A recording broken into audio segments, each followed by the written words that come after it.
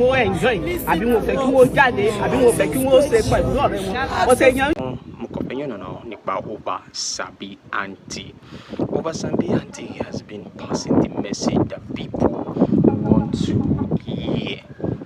Expectations àwọn èèyàn lọ nípa Oversabiaunty ó ti ń wà fulfilled because wọ́n lọ sí cinema àwọn èèyàn dey regret láti lọ fi owó wọn wo Oversabiaunty.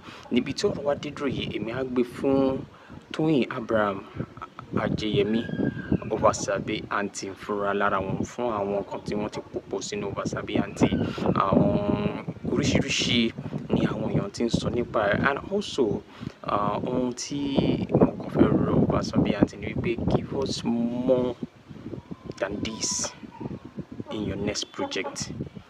People tí eléyìí tẹ́ ṣe yìí o mo lè sọ pé out of 100 I give you 100 also because people has been talking me myself mo lọ sí cinema mo rí pé iṣẹ́ ọpọlọ ni wọ́n gbé kalẹ̀ sínú fíìmù yìí, and I just want to appreciate Oversabiaunty for giving us Oversabiaunty also. So one thing I just want you to know about Oversabiaunty ni wípé cinema yìí jẹ́ cinema tó bá ìgbà mu.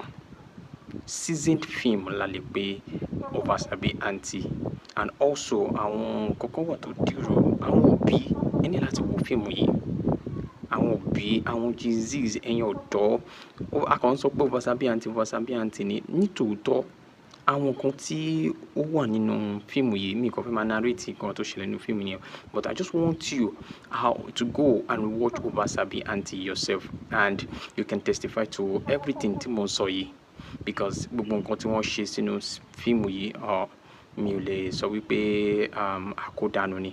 So Mike sọ̀rọ̀ púpọ̀ jù Oversabiaunty Toyin Abraham 100 so jovial. Níbí yìí ni màá ti wá sí àwọn nǹkan tí mo appreciate nípa lifestyle Toyin Abraham Oversabiaunty, scripting good, assignment àwọn lórí wípé wọ́n fẹ́ gbé project jáde wọ́n máa ń ṣe assignment yẹn dáadáa, and which I really want to encourage her to continue in that same spirit, and also the way she promote her movie top notch ni. So I'm not surprised if our film is going far simply because wọ́n ti ṣe gbogbo ohun tó yẹ kí wọ́n ṣe in promote, and she's not stopping in promoting her movies, and ibi tí fíìmù yìí ṣe ń lọ ẹ bá mi sọ fún wọn wípé ó ṣe ń lọ far because she has done everything, she has paid her dues to make sure that this thing works out for her and is working out for her. So màá fi ilẹ̀ pẹ̀lú ọ̀rọ̀ kan tí ìyá yìí sọ ọ̀rọ̀ kan tó touch mi gan lẹ́yìn tí wọ́n wo fíìmù yẹn, and I was wow, ṣé mi nìkan ni mo rí kíni mi mọ̀ wípé àwọn àgbàlagbà míì wọ́n tún rí irú nǹkan wọ̀nyí nínú Oversabiaunty. Tẹ́ bá gbọ́rọ̀ tí ìyá yìí sọ nínú after watching Oversabiaunty àwọn kan wọ́n rí pé life àwọn ó relate mọ́ gbogbo àwọn nǹkan wọ̀nyí wípé wọn mọ̀ pé oore làwọn ń ṣe fún àwọn ọmọ ṣùgbọ́n àwọn máa rò pé wọ́n burú sí àwọn ni. So màá fi ilẹ̀ pẹ̀lú eléyìí láti jẹ́ kẹ́ mọ̀ tí ìyá yìí sọ nípa Oversabiaunty ẹ jẹ́ ká débẹ̀. Báwo ni ọmọ ló ṣe ìkọ̀ tí ìyá ni wọ́n mú òun lòun dáná ìfẹ́ lágbára àwọn ọmọ wa ò mọ̀ ìpè tá a bá ń sọ wọn tá à ń wípé má ṣe lè má ṣe tàn wípé ìfẹ́ la ní sí wọn wọ́n máa ń bìlífù pé bóyá èèyàn ò fẹ́ kí wọ́n enjoy àbí wọn ò fẹ́ kí wọ́n jáde àbí wọn ò fẹ́ kí wọ́n ṣe pẹ̀lú ọ̀rẹ́ wọn ọ̀sẹ̀ èèyàn jọ ṣe gáìdì wọn torí ọjọ́ iwájú wọn wọ́n mọ̀ bá bàjẹ́ wọ́n mọ̀ bá yayakuya wọ́n sì wọ́n máa ń bìlífù pé ìyá àwọn burú ìyá àwọn ṣe báyìí náà máa ń jáde máwọn ọmọ mi o ṣùgbọ́n ìfẹ́ ní bọ́sẹ̀ èèyàn fẹ́ kí wọ́n dá kí wọ́n yàn kí wọ́n yanjú kí wọ́n rí ibi dé sí nǹkan téèyàn ń try fún wọn nìyẹn bọ̀ wọ́n kì í mọ̀. I love film. Yes, I love the film. It's very fine. It's the best. It's very. To all Christians parents, enough. I promise myself not to cry because mo ti sunkún tó níbi bẹ́ẹ̀. Christian parents, enough. Have you read your Bible? Have you do this? Have you do that? Have you shaken it? Have you shower? Everything is Bible. Don't move with me. Don't go out. Don't wear these clothes. Do you listen to us? Christian parents. I promise myself not to cry.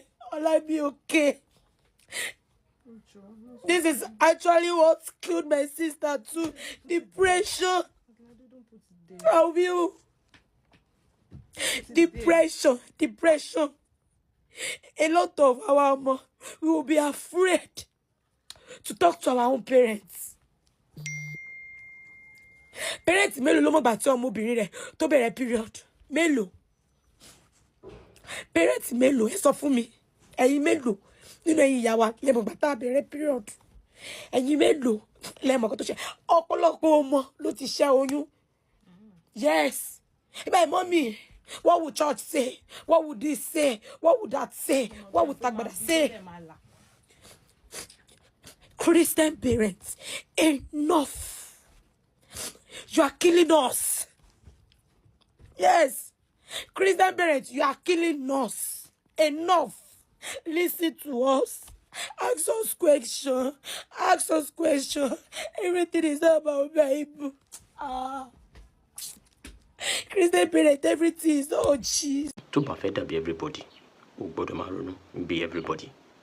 Ẹ kú dédé àsìkò yìí ní gbogbo bí tí bá ti láǹfààní láti máa gbọ́ mi. Oversabiaunty. Èmi náà lọ sí sinimá. Mo rí gbogbo ohun tó ṣẹlẹ̀ nínú Oversabiaunty. Oversabiaunty jẹ́ sinimá lótìtọ́ ó lè pa àwọn èèyàn lẹ́rìn.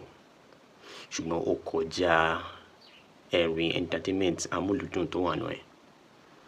Gbogbo òbí, gbogbo ọ̀dọ́, gbogbo ẹni tó fẹ́ jẹ́ kí ọjọ́ iwájú ẹ̀ kó dára ló gbọ́dọ̀ wo Oversabiaunty. Toyin Abraham Ajiwọlé tí gbogbo èèyàn mọ̀ sí Oversabiaunty. Òun náà gbìyànjú wọ́n ṣe dáadáa èmi náà á gbé fún wọn lórí sinimá yìí. Lótìtọ́ wọ́n ṣe ju bó tiẹ̀ lọ gẹ́gẹ́ bí àwọn èèyàn ṣe fi orúkọ yẹn sọ wọ́n wípé Oversabiaunty. Síbẹ̀síbẹ̀ náà àwọn nǹkan kan wà tó jẹ́ wípé a gbọ́dọ̀ rí gẹ́gẹ́ bí ẹ̀kọ́ níbẹ̀. Ẹ wo bí wọ́n ṣe níbi ìgbéyàwó kan. Ìyẹn náà ó wà very very important láti kẹ́kọ̀ọ́ kan bẹ̀. So the other day, I went to see a movie. The title is Oversabiaunty. The title might sound funny, but there are a lot of lessons to be learned in this movie, especially for mothers, for parents. It's very, very important to see this movie. I highly recommend it. Let me just highlight some of the points I was able to pick from that movie. Always give your children chance to express themselves, no matter how busy you are. I know that we work 12 hours, 14 hours, we get home, we're tired, we're knackered, all we want to do is just to sleep. But no, irrespective of how tired you might be, please give your children chance to express themselves. Give them chance to talk to you. Let them know that they have a parent to talk to, because you never can tell.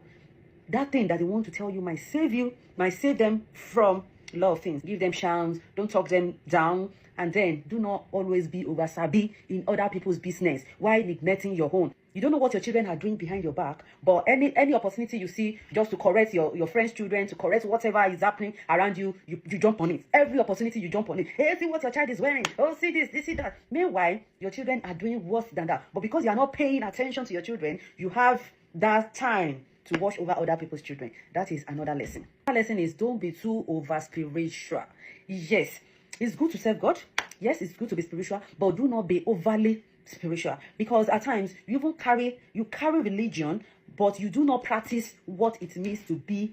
Maybe you are a Christian, you are a Muslim, you just carry that name, I'm a Christian, you carry it on your head. But what the Bible really teaches, what the Bible says we should do, how we should live our lives, you are not even doing it. But oh yeah, you have to pray, you have to read, yeah. But do these children really know what it means to be a Christian? Do they really know what it means to be Christ-like? Do they really know? Do you really teach them the lessons in the Bible? No. All you do is just, oh, you're going to read your Bible. Oh, you're going to do that. Go and pray. You're going to do that. So that's another lesson. These are the things I can remember for now. But there are a lot of lessons to be learned in that movie. I'm not a movie person. In fact, as a matter of fact, when I turn on the TV like this, or I slip off. I'm not a movie. But this one, I was glued. In fact, and it was fun, it was funny, then a lot of lessons. I highly recommend this one. I think it's still showing in all cinemas in the UK. I went to the cinema with my friends, and it was a time well spent, like value for money. I really enjoyed it. Try as much as possible to see it. If you're a parent, and mother especially, watch it and you'll be glad with it. Bye.